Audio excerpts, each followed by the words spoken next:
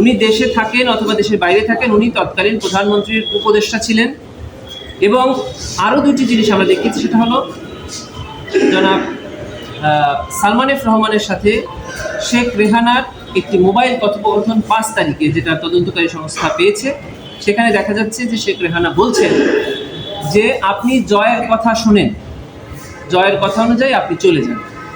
শুধু তাই নয়, আমরা 5 তারিখে গণভবনে শেখ হাসিনার সাথে যে রিপোর্ট আমরা পেয়েছি, সেখানে পুলিশ এবং আর্মি যখন তাকে পদত্যাগ করতে বলছে, উনি পদত্যাগে রাজি হচ্ছে না, তখন জয়ের সাথে কথা বলে উনি পদত্যাগ করতে রাজি হন। তার মানে আমরা দেখাতে চাচ্ছি যে প্রধানমন্ত্রীর উপদেষ্টা উনি ছিলেন এবং উনি সকল ক্ষেত্রে সজীব ওয়াজেদ জয়ের উপদেশ গ্রহণ করে এই সকল কার্যক্রম এবং পদক্ষেপ গ্রহণ করেন।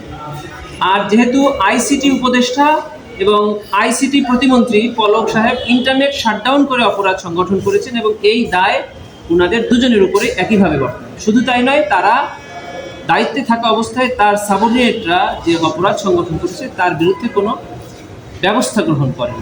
এবং আমরা ডকুমেন্টে দেখিয়েছি যে ইন্টারনেট যে শাটডাউন করা হয়েছিল সেটা শুধু মৌখিক আদেশে না, এটা লিখিত আদেশে এবং মোবাইলের SMS এর মাধ্যমে, টেক্সট প্রেরণের মাধ্যমে ইন্টারনেট বন্ধ করার নির্দেশ ওনারা দিয়েছিলেন। এবং উনি পরবর্তীতে এটাকে ভিন্ন খাতে প্রবাহিত করার জন্য ইন্টারনেট বন্ধ হয়নি, ইন্টারনেট বন্ধ করা হয়নি, ইন্টারনেট বন্ধ হয়ে গেছে, এই ধরনের কথা বলে জাতিকে বিভ্রান্ত করেছিলেন ওয়াজেদ জয়। এবং আরেকজন হলেন তৎকালীন আইসিটি প্রতিমন্ত্রী জুনায়েদ আহমেদ পলক। তাদের দুজনের বিরুদ্ধে প্রসিকিউশনের পক্ষ থেকে যে অভিযোগটি আনা হয়েছে সেটি হলো 14ই জুলাই 2024 তারিখ ছাত্র জনতার আন্দোলনকে তৎকালীন প্রধানমন্ত্রী যে উস্কানিমূলক বক্তব্য, অর্থাৎ রাজাকার, রাজাকারের বাচ্চা বলে, রাজাকারের নাতিপুতি বলে সম্বোধন করেছিলেন, তারই পরপর অর্থাৎ 14 তারিখ দিবাগত রাত 12টার পরে, দ্যাট ইজ 15 তারিখ, তৎকালীন আইসিটি প্রতিমন্ত্রী জুনায়েদ আহমেদ পলক তার ভেরিফাইড ফেসবুকে পরপর 3টি স্ট্যাটাস দেন।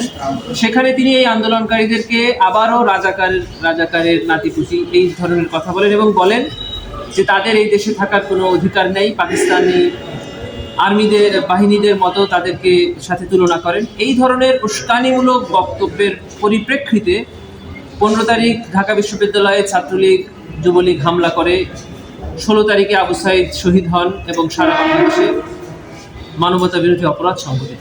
এটি হলো প্রথম অভিযোগ। আরেকটি অভিযোগ হলো জুলাই গণ অভ্যুত্থান চলাকালে যে লেথাল উইপন অর্থাৎ মারণাস্ত্র ব্যবহার করে আন্দোলনরত ছাত্র জনতাকে হত্যার নির্দেশ তৎকালীন প্রধানমন্ত্রী দিয়েছিলেন।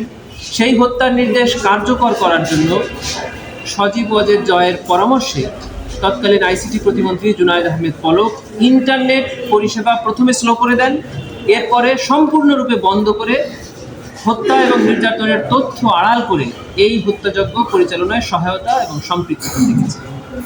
এবং যারই প্রেক্ষিতে ঢাকা শহর সহ দেশের বিভিন্ন স্থানে অসংখ্য ছাত্র জনতা নিহত হয়েছে। এই ছিল আমাদের প্রথম ফরমাল চার্জের অভিযোগ।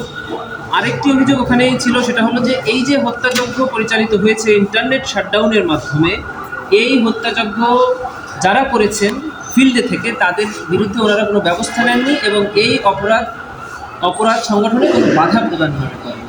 That is failure to prevent the commission of offence. এই অভিযোগ আনা হয়েছে ওনাদের দুজনের বিরুদ্ধে।